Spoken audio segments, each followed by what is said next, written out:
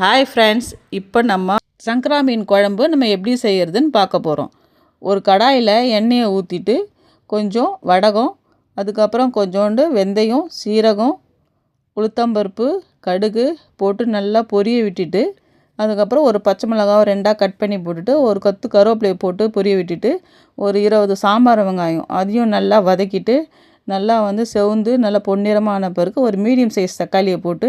நல்லா வதக்கிட்டு ஃபுல்லாக ரெண்டும் சேர்ந்து மிக்ஸ் ஆனவுடனே 2 எலுமிச்சைப்பழம் சைஸு புளி, ஒரு கொஞ்சோண்டு மஞ்சாத்தூள், ஒரு 10 டீஸ்பூன் மிளகாத்தூள், நமக்கு தேவைக்கேற்ற உப்பு போட்டு நல்லா கலந்து மிக்ஸ் பண்ணி வெங்காயம் தக்காளி நல்லா வதங்குற கடாயில் இந்த புளி தண்ணி எடுத்து ஊற்றிட்டு நல்லா தட்டு போட்டு நல்லா கொதிக்க விடணும் ஒரு 10 மினிட்ஸ்க்கு. அதுக்கப்புறமா ஐல் இல்லாமல் சிம்லே இல்லாமல் வச்சுட்டு அதுக்கப்புறம் ஓப்பன் பண்ணிவிட்டு